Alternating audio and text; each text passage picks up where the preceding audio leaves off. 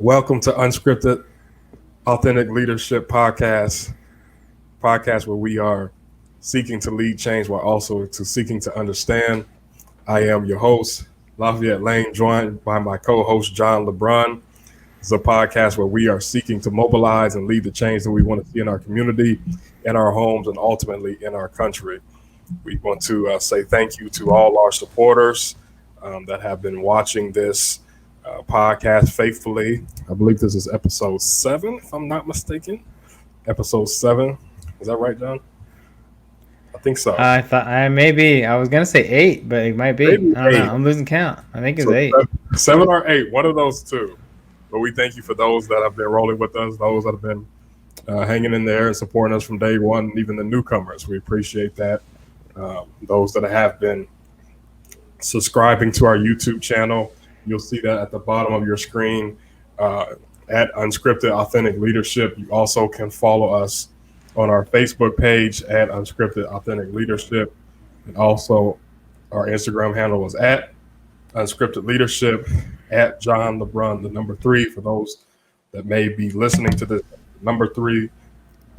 And then also at Lafayette B. Lane, Lafayette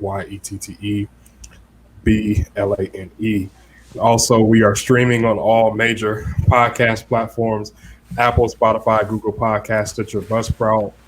Also, we were picked up and submitted this week by iHeartRadio. So we are extremely, extremely happy at the progress of the podcast and all of the support as we get better each week. John, how you doing, man?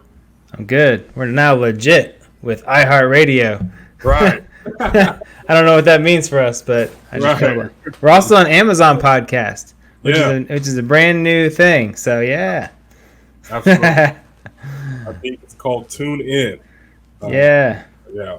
So those of you that are on Amazon or however you get your particular podcast, you could probably find it on any platform. So listen, we've been in a series for the month of September on diversity. And we've been hitting many different aspects of diversity. We started out the first 2 weeks talking about unconscious biases that go along with diversity. Last week, we talked about systemic racism with our special guest, Jeremiah Dew. That was an excellent, excellent episode. If you have not listened to that episode, that was our first time guest that we had on, Jeremiah Dew. Definitely go check out that episode. And this week, we kind of want to wrap up the series of diversity for this month, talking about systemic racism, part 2, in particular, police brutality. Now, those that did not listen last week, just to kind of recap some highlights from last week, we talked about Black Lives Matter. What does that mean? The difference between the saying of Black Lives Matter, and the organization of Black Lives Matter. We also talked about the different areas of the systemic racism, what that means, the different systems pertaining to the education system, the housing, the judicial system. We talked about just different aspects of that. And is someone a racist because they have racist ideas? So I would just encourage you to definitely go back and listen to that episode and give us feedback. We've seen some different comments on the YouTube channel this week, and we appreciate all different respectful viewpoints. You don't have to have the same viewpoints as myself or John. We're all here to try to seek to lead change, but also get understanding. And we may get that understanding from a different vantage point, and that's okay. And so we want to continue that conversation of the systemic racism today, of this issue of police brutality. Anyone that's really been paying attention to the world, you don't really have to look that hard to what's been plaguing our nation. And it's kind of tough. It is not kind of tough, but it is very tough, especially as a Black man. And I know John will give his feeling on what's going on with everything right now. With the social and racial divide, it is very disappointing. It is saddening. It's frustrating. It can be angry. But most of all, what can we do to get past this point? I was not alive when my grandparents were alive in the 60s, the 50s. I have a grandfather that's 84, 85 years old. He was born in the 20s in South Georgia. And he's still alive to this day. So he actually knows slaves, had slaves in his family. I was not alive back then. But just doing the research and seeing some of the things growing up in school and reading some of the things that have happened in the 60s, it almost seems like we're still in that place. So we kind of want to just talk about what can we do to benefit or to contribute rather to breaking down what is going on. And I know Jeremiah has said something very critical last week about we still need to continue the educating of people of what's going on, because the reality is that even though it's all around us, some people are still ignorant to it. And so we really want to hit this topic head on and just talk about what police brutality is, and is it a real thing, or we know it's a real thing, and who is affecting, how is it affecting, what can we do to bring about a change? For those that may not know what police brutality is, in the simplest form, is basically those who are called to serve and protect, who are the police, those that are in law enforcement, that abuse that power beyond a reason to bring about injustice on minorities or particular Black and brown skinned people. Now, this does affect whites, it does affect other ethnicities, but more than likely, and we'll get into the numbers and statistics a little later, police brutality often affects Black people disproportionately. And so this has been an issue for a very long time. And so, John, what is your thoughts? We just kind of want to lay a foundation initially on the police brutality and what you see, and we'll get into some cases, particularly with Breonna Taylor, and even some cases of the LA riots, of how Rodney King and things of that nature. But I kind of just want to get your thoughts, bro, on police brutality. What do you think about it, and just what's your thoughts on what's going on socially and the racial divide concerning police brutality right now? It's rough. I remember when we first met, and Lafayette and I, take you all back a few years, we were having just like a regular discussion, and I don't remember how it started or whatever, but I remember thinking to myself, because in my own bubble, let's put it that way, I remember thinking it's probably not that big of an idea, big of a deal, right? Yeah. And I remember, okay, if I can be super transparent, go ahead, you may not remember this conversation. Now, my heart is in the right place, people. I'm just being transparent with some old, just in the bubble thoughts, right? Sure. I don't have bad thoughts, anyways. The thing is a good friend of mine named Alan once said, "You don't know what you don't know." He goes, and I thought, it's true, right? Sometimes you don't know what it's impossible to know until it's brought to your face. Just, are you open to listening? And so I remember having a conversation when we were listening to sports television, or sports, the Skip and Shannon Baylor show. I can't remember the name of the, I'm sorry, Skip and Shannon Sharp show, Undisputed, yes. And he had asked if I enjoyed it. I said yes. I said, but I stopped tuning in a little bit because I was getting tired of listening to the commentary on the kneeling of the anthem. Do you remember me? Do you remember this at all? Oh yeah. And he was like, and honestly, Lafayette never said a word. He was, oh, okay. And he just kind of kept on doing his thing. It was just a passerby. I still remember this because it was a stupid comment, okay? But it was several years ago. And I remember thinking, and I was like, I just wanted to listen to football or whatever. And then looking back, for whatever reason, that comment stuck in my head. And I remember thinking, how silly is that? Somebody has a platform. And yes, they talk about certain sports topics, but they feel like they should use that platform for things more important than just sports. Although I love sports, a lot of listeners love sports, right? And so I remember thinking, what a dumb comment. I mean, Charles Barkley said when he went to TNT, I just listened to this, that he told them he would come on he joined TNT because they would give him time to talk about things that he felt was important outside of basketball. and Okay. other stations wouldn't allow that. I thought, wow, I just heard this yesterday or the day before.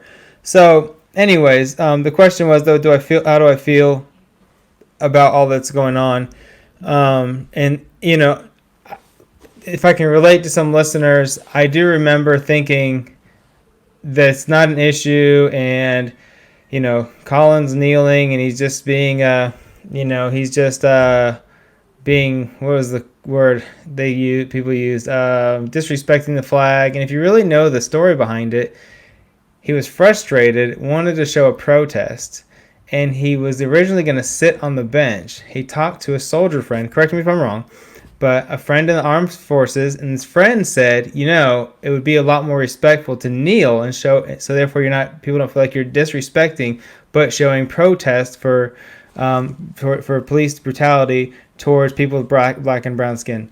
Right. And he said, okay, so he did that. Now, the only place that didn't work out right is the explanation of, in my opinion, it probably could have been further explained by everybody why we're doing this the way we are. But at the same time, I think people weren't open to listening to it may have been explained, but I don't think people were open to listening to the reason why somebody was kneeling. Mm-hmm. And people still don't. People still get mad when someone kneels or whatever. But across the board, people don't listen, because I remember seeing people, baseball games, sitting in their seats when it was going, thinking, but it wasn't really it was kind of in protest, but it was, I don't know if it was the same thought that Colin had in his head as far as how he wanted to show, because he's on national television. Anyways, right. Fast forward. So early on, I was on the same boat, like, oh, that seems disrespectful. But then, and I honestly didn't really put too much thought into it. And then fast forward, we had some conversations, Lafayette and I, and we just kind of dug in deep. And what I really started to understand was, like, here was the thing. Whether somebody realizes that there's police brutality or not, right, that's more proportionate towards anybody who with darker skin, I don't know how you can not see it, but even if you don't, at least be open-minded to listening to why somebody feels that way, right? Yeah. So many people are like, well, I don't think, like, look at the statistics. Statistics don't show that, all these things. And nothing irritates anybody more than you throwing statistics up in the air saying, these statistics, okay, I used to do sales. Statistics can be moved in any way you want to fit any narrative you want. I promise. People did it all the time. And so my point is, to make this not ramble on too long, is yes, it's obviously something that should be, I'll have attention towards, and we're going to talk about it today. Part of the issue is I think people aren't open to listening to the topic outside of, it's not as bad as people think, or let's not disrespect the flag. Okay, I don't think the flag ever had anything to do with it. I think that was a narrative that was hijacked, and that was a bystander of somebody not listening to what somebody was actually saying when they kneeled down. If you would just have read a little bit, looked back into the story of why was this kneel happening. If you just listen to the interview of the players, they'll tell you.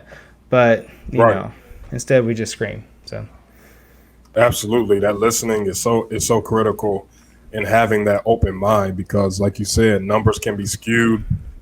Statistics can be skewed, graphs can be skewed, but people's personal experiences, that's one thing that if you actually get some time to take the time out to listen to someone else that's gone through something that you may not have gone through, oftentimes that won't be skewed. If you actually open up your heart, open up your mind to listen to what is actually going on, and try to get a better understanding, instead of getting defensive or jumping to a conclusion that is not what's actually happening. We've seen this. Go ahead, bro. Was you about to say something? And for the same people who are the all lives matter people, right? Who, in my opinion, aren't listening to what people are trying to say when they say Black Lives Matter. Saying something, that same feeling is almost assuming, like, okay, so if someone says, I don't think police brutality is any worse for non-white people or anything, okay, regardless, let's say it's true, right? It's true. Let's pretend that Let's that's a not- true narrative. yeah, let's look at that. I'm agreeing, but Yeah. are you basically assuming that the police brutality is okay since they would be in equal numbers? You get what I'm saying? Like, Mhm. so I don't care how you approach this, listener who doesn't agree with me. Like, regardless, it needs to be. If that makes you feel better, it's something that has to be addressed. So I Absolutely. wasn't trying to say it wasn't true. I know you said it is, but I wasn't trying to say that. No, Yeah. absolutely. That's a great point. Like you said, even if you think the numbers aren't the case, as a human being, you should want to take the time out to see why is it this one particular race for hundreds of years have been going through the same thing over and over instead of being defensive, so we all can be better and go on and live an equality life or have an equality country and community.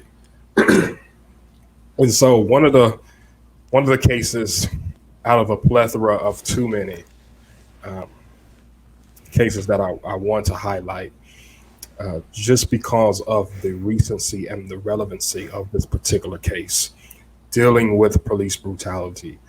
Um, that this week there was a ruling in the case of Breonna Taylor. Those that are not familiar with this particular case, of this black woman who was tragically killed in March of this year.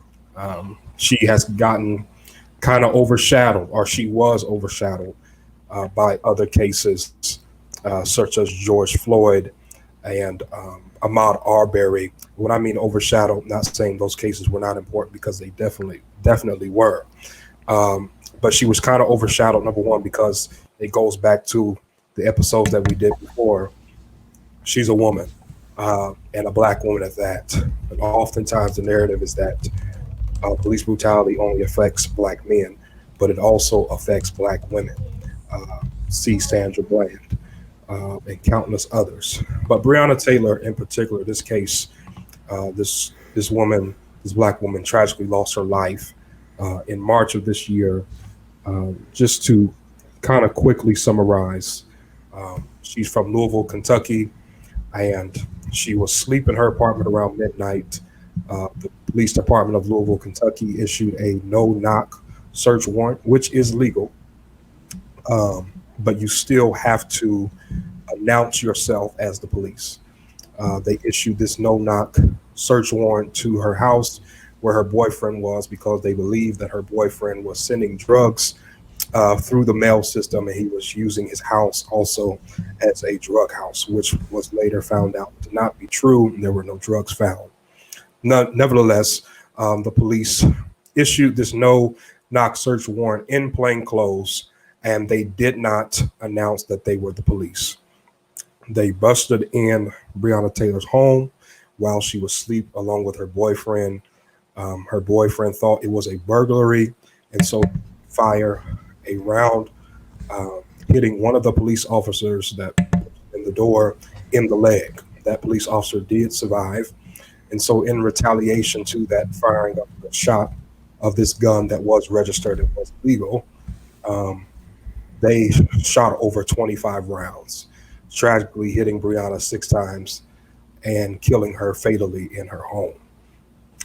Nothing was done about this. Like I said, this happened in March.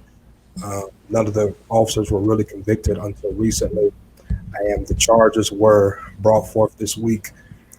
None of them were charged with her murder. None of them were charged with reckless homicide.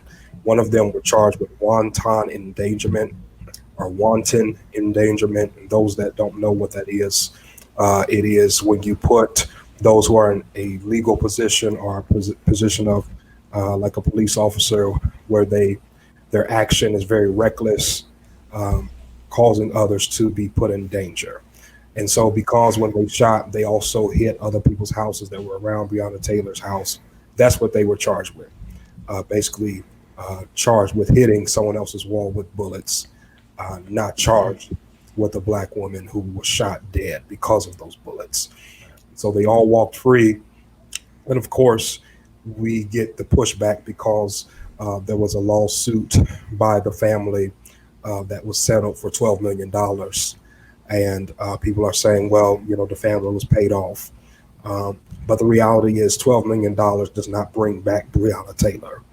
$12 million is not enough to put on the price of anybody's life, whether they're black, white, Hispanic, doesn't matter. And so this is just one of many, many cases that, once again, systemic racism comes into play, because the police can kill someone, murder someone, and get off scot-free. But you and I, if we go kill someone, it would have been a lot different. Or if it was vice versa, Breonna Taylor would have killed a police officer. She would have been charged and booked immediately, spending the rest of her days in jail, if not receiving the death penalty. And so, bro, I know you've seen this case, and there's been rioting, there's been an eruption, even as we speak right now. If you turn on the news and look at Louisville live right now at 6:25 p.m., there's rioting because people are tired.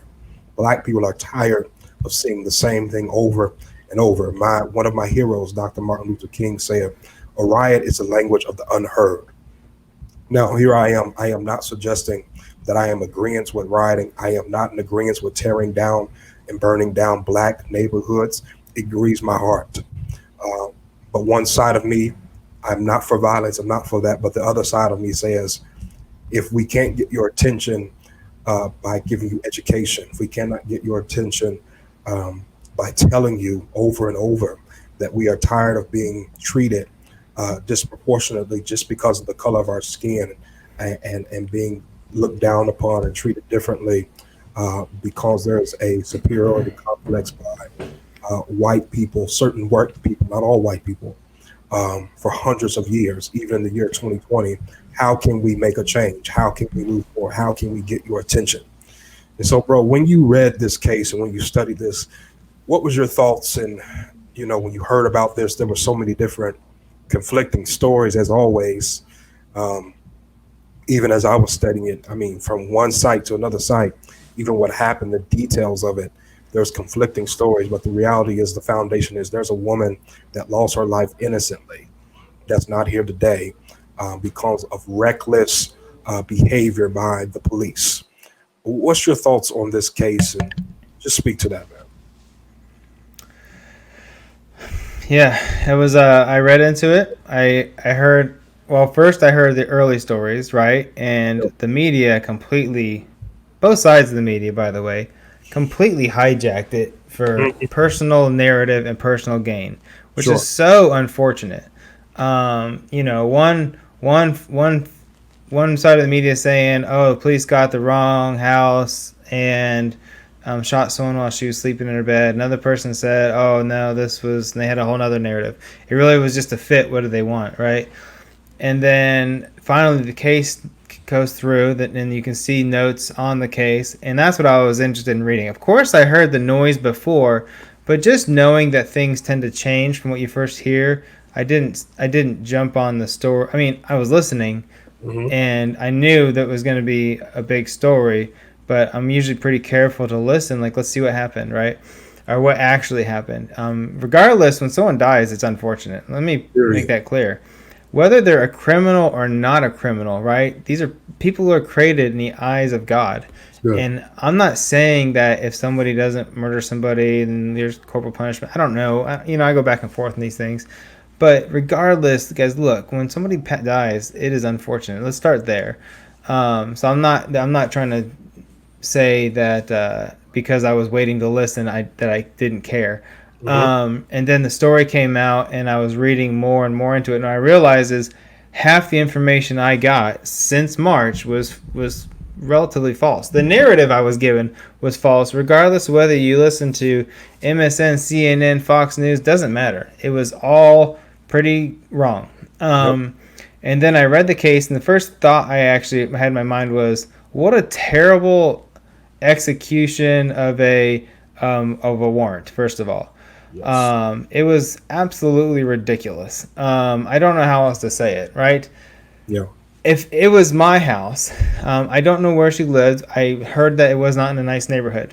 Okay, even if it was in my house in a decent neighborhood, and somebody walked through my door there's a good chance that I'd shoot them in the leg too. So Absolutely. I'm just saying, I have kids, so good luck. I'll sick my dog on you. I don't know, whatever it takes. You get the same treatment from me, and so just think of it this way: somebody died because guys went into a house without body cameras, from what I was told, which makes zero sense to me. That's the one thing you have to say, look, I did it how I'm supposed to do it, and things went wrong. Um, Coincidentally, and, they just didn't have one. and yeah, they're not on. Okay, so you want me to listen, and I'm trying. I'm trying to listen to what you're saying, but you're really not helping me here, right? And I get some people say, well, it's an accident. Okay, well, when my kids have multiple accidents, not like potty accidents, my son, I love my son, but he's the little dude that is always seems to be getting into something, and something always seems to be going wrong. And so even when something he meant to do properly goes wrong, you're like, I'm done. Like, dude, like you've done this and this and this and this and this. It's over, right? And I'm not saying this is an accident. I'm just saying, like, if someone wants to come to that point of view, like, oh, because I think they called it, they paid it, it was like a collateral or something. I don't remember what word they used, which just seems like a very huge devaluation of life, first of all. And so, but somebody passed away, and I don't want to hear that it was an accident, or it was this, or we thought this, or we surveyed the house for so many days. And then I also heard some people say, well, it's a repercussion of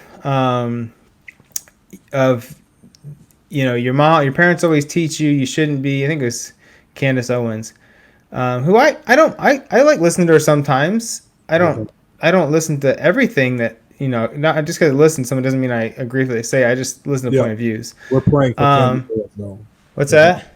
We're praying for Candace Owens that God would help her. And so when she said, this is a subject of somebody hanging out with bad association. Okay.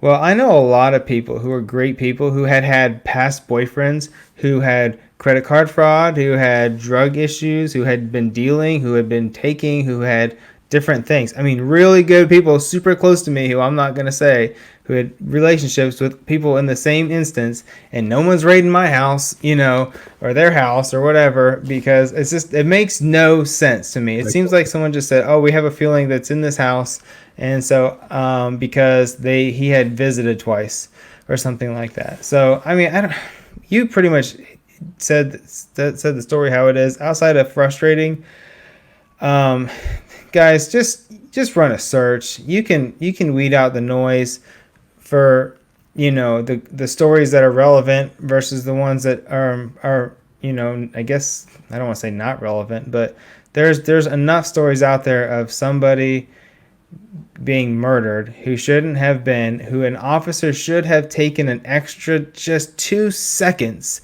to think for a minute and let the scenario take one more step instead of firing, right? Look Absolutely. At Tamir Rice. Was it Tamir, right? Up north, I believe it was. Yep. And I think 12? 12? Yeah. I mean, I saw the video. I couldn't believe it. There was also, just look at John Crawford in my hometown, Beaver Creek, Ohio. Like, it was a subject of somebody and the officer there had already had previous issues. And so highly irritating. You don't have to, if you don't see it, you're just not looking.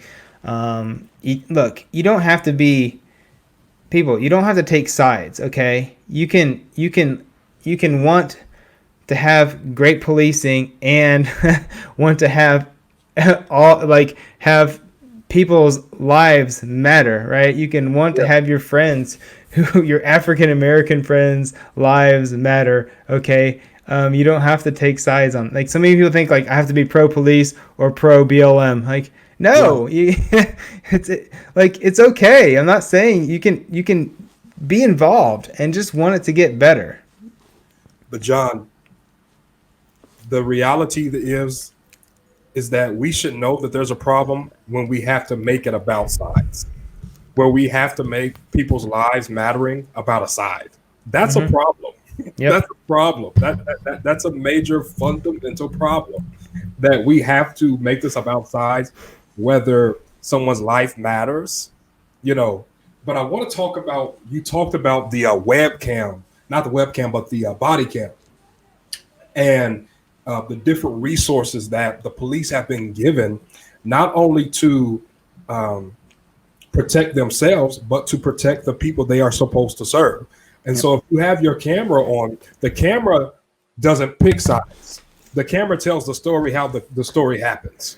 So the camera doesn't have a bias. The camera is not being subjective. The camera offers objectivity. It will only show what happens.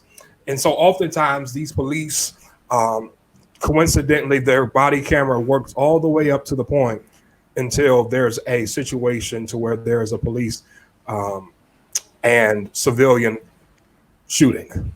Then all of a sudden the camera goes off. And so does the police training and the particular training that they have been given, the resources, is it working? Because one side I hear the people are saying, well, one of the ways that we can cut down on police brutality is if we offer more resources to the police.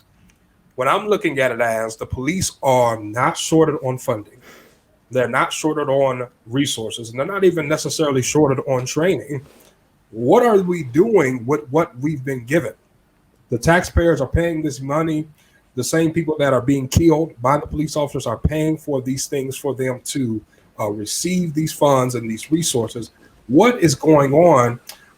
Because one incident jumps in my mind, Rodney King with the LA riots. We had body cameras then. This was 1991. It was all caught on camera. A black man in Los Angeles, California was beat in the middle of the street. Rodney King caught on national television right around the time that everything was going on with O.J. Simpson. All of this was being aired live on TV. Nothing still was done. So you're talking about 1991, 28 plus years ago. We had body cameras then. That's not anything new. So what is it? Is it the resources? Is it the training? What are we doing here? Because I'm also hearing that because these things are not working, we should defund the police. Now, my issue with that is that I hear that, but defund them in what way? Are we defunding them so now when we call them on the phone, they are not coming when we have an emergency? Me personally, I don't want that. I'm not an advocate saying that all police are bad, but there is a police brutality problem. I am not one to say that I am against police. I'm against bad policing. I'm against bad police officers. I know good police officers. I have a police officer friend who's saved, who's a Christian, and he's black. He's a state trooper. His name is Jerome Tony Thomas. You've probably seen him on your state troop. So I know good police officers. But there is a problem. So should we defund the police, or should we focus more of the training on this is how you should react to a certain group of people because there's already a fear that's set in within yourself? Or what should we do? What do you think about the whole defunding the police and the training and the resources that the police currently have? So some people think when they hear defund the police, that means get rid of the police station, right? Mm-hmm. I don't actually think that's what most. I think what. All right. So again, read into the matter. When defunding the police was first brought up, it was sort of a let's give them less funding and see how they feel now, and maybe they'll take what we're talking about seriously. Okay. What most people said was. They started hearing the commercials where someone dials 911 and they go get an answering machine because there's no police. I'm not. I know there's probably people out there saying just get rid of all of them, abolish them. It's sort of Antifa's. It's like Antifa's way of going about it, kind of thing, which I'm not for. I don't think that was the original intent. It was originally into let's reduce their pay and see how they feel now, kind of thing. Get them where it hurts. Yeah, and I would. Hey, I'm not saying that wouldn't hurt. But what I think would happen though is you would get anytime you have an industry where you start to pay people less, then you often get less quality hires. And so I just don't think that it would, although it sounds nice, you just don't typically, you won't get the results you want. Right. And so we can't go about that, and we can't have no policing, right? What are you going to do? Self-police? I mean, we have neighborhood watches, but I think we need to change how we police things in general. First of all, like, it's like, do you need Jocko Willink, who, if you don't know him, he was a Navy SEAL. He writes books now. He talks about leadership, and he wrote a book called I just lost it. But anyways, basically he says everything is your fault, and he takes it to the extreme, right? I can't remember what it's called, but it's a very good book for personal responsibility. Anyways, he was on a podcast, and they asked him about this, and he said, well, I don't think you can say it's not, like, don't take my word, take Jocko's for honestly. He said, I don't see how you can say it's not an issue. He goes, how big or small is it? He goes, I don't know, but if it's an issue, it has to be a big issue, in my opinion, right? Because of the matter of what we're talking about here, people dying and getting just beaten. And so he said, look, in the SEALs, 80% of our time is in training. 80%, maybe higher. His percentage could have been a little higher. I don't remember. But 80+% is on training for the SEALs. And these are people who go in, obviously do very precise, navigations and very technical and serious types of, they go retrieve prisoners and some of the craziest parts of the world and so forth. So yeah, that should be the case. Okay. Well, don't you think that busting into somebody's home at 12:30 at night would be just about as critical, right? And so he said, why don't the police have at least, let's say, 20%, right? Why isn't that 1 week out of every single month is not going strictly to training? Right? How much better would they be if they could get more training? They wouldn't be so obviously antsy when they get on these calls, right? Because they say, one of the officers fired into her house 16 times. Okay, I have a firearm, and I don't know that I've ever fired 16 times, and my hand would be so sore. My firearm is very similar to what the police use. It's a little different, very similar, in that your hand would be very sore at the end of 16 rounds. And I get he does this all the time, but I mean, that's the one that was charged for reckless, whatever they called it. 16 times. He wasn't even in the front. He was in the back there and just started going Rambo on the house. I mean, what are you doing, right? Like, it was obvious. That one little piece right there tells you that it's very obvious he didn't have the right training. Correct. He already had a prior issue. They didn't say what it was. They said he had a prior behavior issue. Okay, whatever. I don't know what it was. Maybe he could have just, argued with the police chief. I don't actually know, but my point is like, why would he be so amped up in that situation that he just starts firing into a home? It makes no sense, right? Just brainlessly.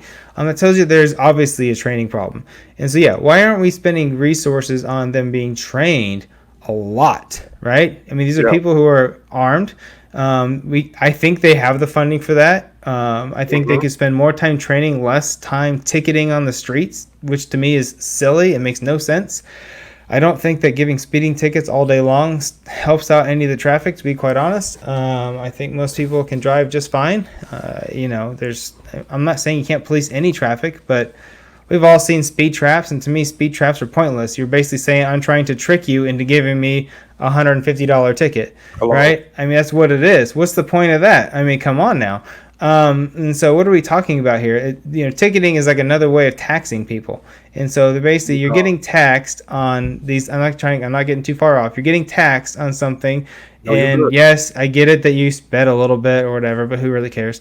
And then that's so important. But training on these types of calls and warrants and so forth, or I mean, heck, even some of these trafficking calls, or these are some of the you've seen some things happen from just regular trafficking stops, but typically it's not from a traffic stop. It's from a call that somebody goes and investigates. Sometimes the call was for the right reason, and it got escalated the wrong way, and sometimes the call was because a pedestrian called for something they thought they saw and it wasn't what they saw. That's another story.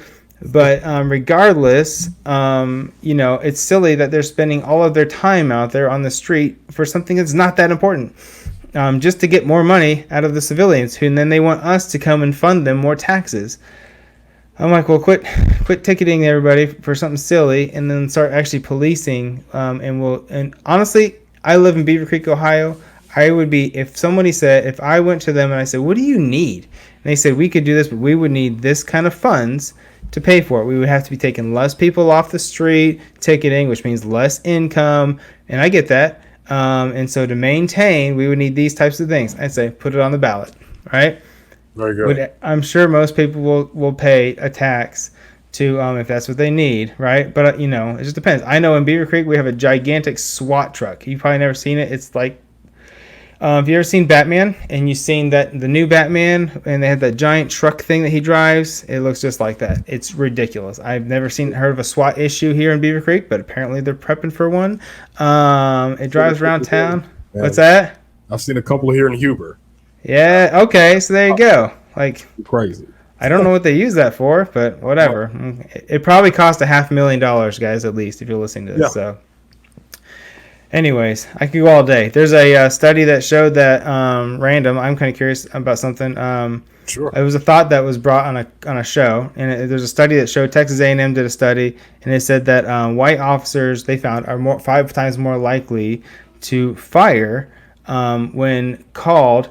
When how do I word this? When they report to a call where the call was about an African American, they're 5 times more likely to have fired than if an African American officer had actually been the one to answer the call. Let's put it that way. So like the police officer going into a predominantly black neighborhood, if it was a white officer, he's 5 times more likely to fire than if it was an African American officer. That's probably worded way better. And I thought, interesting. So then the thought in the survey was, like, would it be smart to attempt to put more African American officers into those to patrol those neighborhoods? My initial thought was, it doesn't sound like a terrible idea. I don't know. What is your thoughts? I have conflicting thoughts on that. So I can see why they wouldn't say that. Simply because they're probably thinking those who know the struggle and those who can relate will be slower to judge and slower to act in an irrational way. And so if you call a black officer who knows the black culture, who knows the black struggle, who knows that particular neighborhood that he or she may have come out of, they know the ins and outs, they know the poverty, they know the struggle of the everyday living there that goes on, they're going to be slower to judge and slower to pull out and kill somebody over a white police officer that has no idea of the culture, has no idea of black people, and see black people as a threat. That's number one. But my conflicting thought on that, my conflicting answer to that is, how do you expect us to join something that's against us and we cannot trust? As a black man, you want me to join what many black people see, the enemy. Yeah. To be completely honest. I had the same thought. I also thought, why would you have to, right? But anyway. Why do we always have to be the savior? It's up to you to pull yourself up by your own bootstraps. You solve the problem yourself. That's what we're always told. So that's my conflict on that. How can I join something that's not for me and that I cannot trust? While also you have to understand the pressure that current black police officers are under. Mm-hmm. That they are scrutinized on both sides. Mm-hmm. Because number one, beyond my badge, beyond my uniform, I'm a black man, I'm a black woman. And so if I am in the black community and they know I'm a police officer, I am looked at as an Uncle Tom. I am looked at as one who is a part of coonery, because you are standing lockstep in those who are oppressing us. While on the other side, as a police officer, do I hold to the code, the silent code of the police department, that I have to have my brother's back, that is the black and blue over the black. And so I'm in a catch 22 with that. I would love to have, like I mentioned, my brother on Tony Thomas on our show, talk about his experience as a black man while being a police officer. Because me personally, during these times, I would probably quit my job and find another profession. Because there's no way that I can stand behind a badge, a uniform that won't stand up or speak up for me.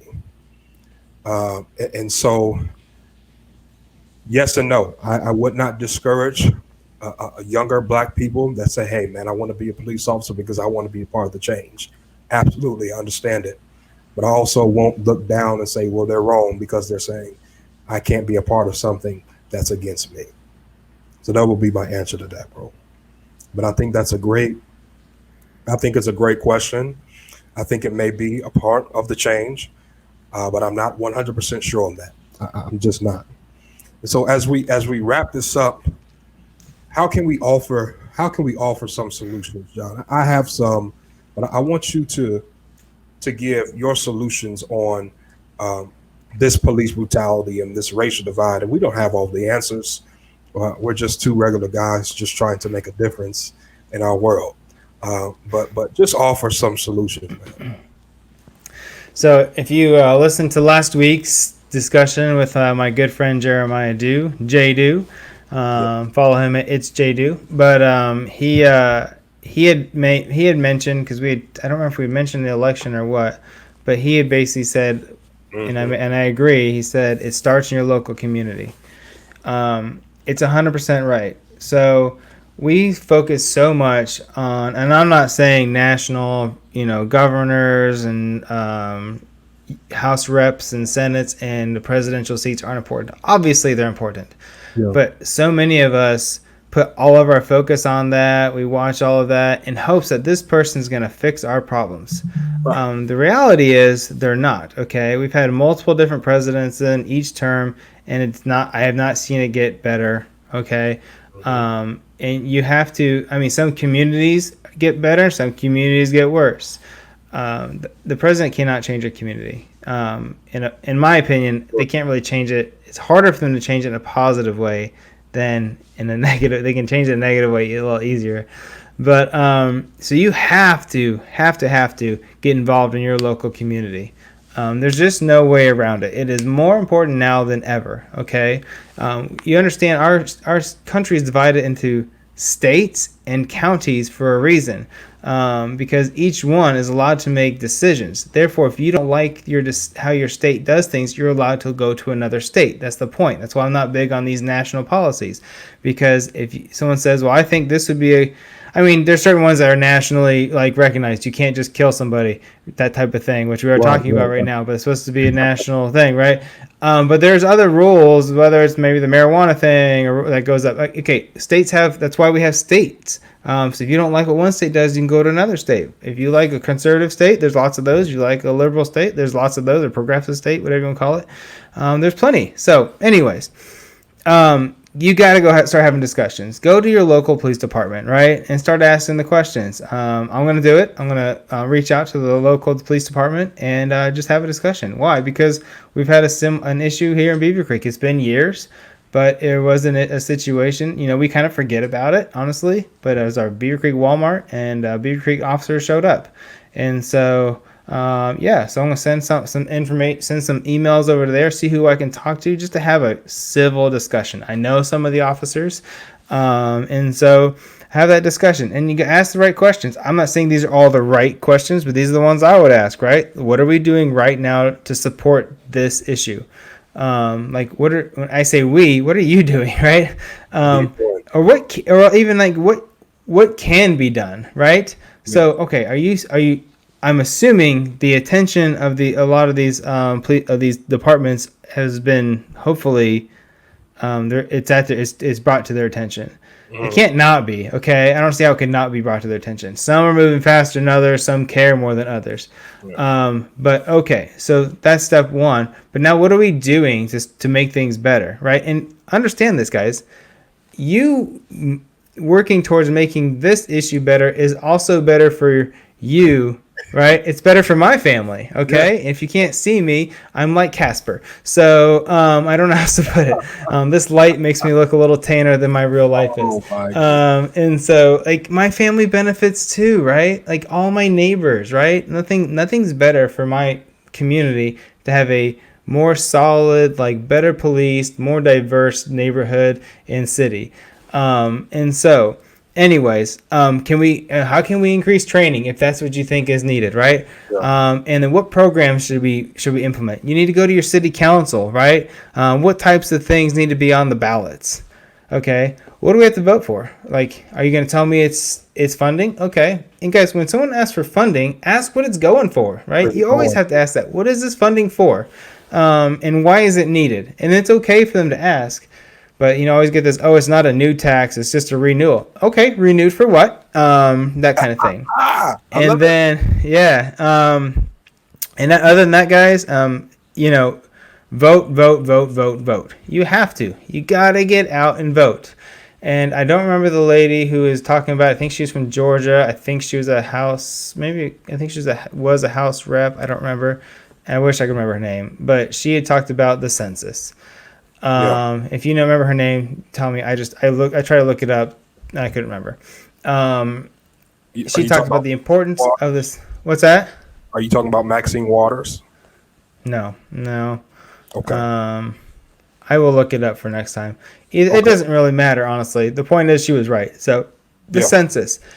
Participate in your census. It's how your community gets funding. It's how you're basically recognized. So when the census guy shows up to your door and asks how many people live there and how many people are employed and what are the ages and stuff like that, just answer the questions. They're going to be gone in 4 minutes and then off on their day, right? They're not trying to be in nosy. They're census people. So just participate. It's how I had one show up at my house. Never had one show up before that I know of. I happened to be home, answered his questions. He was off to the next house. That's how you're represented. Understand it's important. So take your census, get involved in your police department, even if you don't like them. I promise there will be, if you send them call them, send an email, and go talk to them, they will be very polite to you. Just go in there and have a discussion, and go to your city council meetings if they're open. So. Man, absolutely. Those of you that are listening or watching this podcast, if you don't get anything else from what we said in this entire episode, I want you to hear what John just said about voting. Please, not just on a national level, but at a local level. I'm not saying this to be harsh, but let me just talk to my Black community. If y'all don't get out there and vote, don't say nothing else. Shut up. If you do not vote, people died. People literally died so we can have the right to vote. And if you're doing all of this protesting, all of this marching, this looting, and you do not vote, I don't want to hear anything else from you. I am so serious. We have 37 days until Election Day. And I need you to hear what John said, not just nationally, because the president, no matter who gets in that office, has nothing to do with your local municipality, your local police department, your schooling district, your housing zoning. Very slim to absolutely none effect does the Washington have on that. We can control that. Okay. And I'm not perfect at that. I can't list you everybody in my city council. I have to do better. But one thing that I am going to do, and I have done since I was eligible, is vote. Do not think your vote does not matter. That's a lie. That's a myth to deceive you, to hinder you, to stop you from going out and making your vote count and matter. And another critical thing John said 2 weeks ago, a census guy knocked on my door. That was the first time I ever filled out a census. I don't know, who is this? I'm like, let me see some identification. Let me see some proof until I actually went into the study. This is critical. We are talking about representation. And if they don't know that we're here, we're not represented, guess what? We won't receive because we're not represented. We won't get what we need. Okay. So please, please, and we'll talk about more about voting in the next couple of weeks to come. Um, those of you that are leaders of organizations, of churches, pastors, businesses, managers, if you are a leader, those that are under you, they should be hearing from you about voting. They should be hearing from you about how important it is, not to persuade them to be Democrat, Republican. You haven't heard that from me or John, and you won't hear it. We're not here to sway you to be Democrat, Republican, liberal, conservative. That's your choice. But please, whatever you do not make up in your mind and say, well, you know what? It's going to be what it's going to be. I'm not going to go vote. Please don't do that. Please. So please go out and vote. And like he said, fill out your census. Do you have anything else, bro? No, in the next several, as we plan these forward, just for the listeners to know, as we get into voting, I'm thinking about this, we will provide sources, Yes. things that you can go to. What can you look up online to get your local ballots? Like, where can you go to understand where people stand, like how people stand? I just saw a post the other day, showed how in Ohio, certain people stand and had like 7, 8 causes, and it kind of showed you where they stood on theirs, both Democrats and Republicans. It's good information to know, guys. Quit checking the R or D box. That's not important, okay? That's lazy voting. I don't care if they're independent. I voted for non-R or D individuals quite frequently the last several times, actually. And because I didn't like what the other ones were standing for, I didn't trust them. And so, you're not here to balance they say, if you don't vote for a Republican or Democrat, it doesn't matter. Is that really how we want to keep moving forward as a country? It has to start with you. You have to start voting for the right person, not to balance, to tip the scale, R or red or blue. That's not what we're here for. Just start paying attention, reading. We're going to give some sources on that. And so on different things as we go through this next month, because this is a really important thing. People don't understand how important this is. A right that most people in the world don't have. Do you understand that? Most people don't have that. And for a long time, only certain people in this country had that, right? And so, anyways. Absolutely, man. It is not optional. Get that out your mind. If I vote, it's okay if I don't. No. Get out there and vote. And like John said, we will be providing those resources that you need in order so that you can move forward in an informed decision, so that you can know how and where you can vote, how to do that. And while we are providing those sources, one of those sources that we want to provide for you is the Read of the Week. I want to provide a Read of the Week, Once a Cop, by Corey. Now, I'm probably going to jack his last name up. I don't know if it's Pegues or Pegues, but Once a Cop. Please read this book. Life-changing. It talks about a black man who started off in New York, rough neighborhood, rough upbringing. He was a drug dealer, got into the life of crime, got into the life of his surroundings, but was able to turn his life around. And he joined the police force as a black man, climbed through the ranks, lieutenant and colonel, and different ranks of the policing. And he talks about those two worlds and how he had more respect for the street than he did the law. Once he got into the police department, he talked about the corruption and all sides of policing, just as we've covered in this particular episode of Police Brutality. Go check out that book, Once a Cop, by Corey Pegues. While you're doing that, we also want you to continue to support us. You can find us on Facebook, Unscripted Authentic Leadership. That's our page, Unscripted Authentic Leadership. You also can follow us on Instagram at Unscripted Leadership, and you'll see our logo there that'll verify that is our page. Also follow John at John LeBrun, Lebrun, his last name, and the number three. It'll be right there on the bottom of your screen. And follow me at Lafayette, Lafayette, B Lane. You also can stream uh, this episode and all of the episodes of our podcast on every major podcast platform, whether it be Apple, Spotify, Google Podcast, Stitcher, Buzzsprout, iTunes Radio, Amazon. The list goes on and on. And also, once again, subscribe on YouTube where you can catch full episodes from our podcast. On the Unscripted Reel, which shows different clips of the podcast. We're constantly posting on all of our social media platforms. So we want you to join this movement of the Unscripted Authentic Leadership. We appreciate your support, and we pray that we continue to build bridges and not walls. Bridges connect and walls divide. This has been another episode of Unscripted Authentic Leadership. I am your host, Lafayette Lane, and my co-host, John LeBrun. This has been another episode of Unscripted Authentic Leadership. We pray that you be the leader that God has called you to be. Be that change you want to see while also seeking to understand. Until next time, God bless you.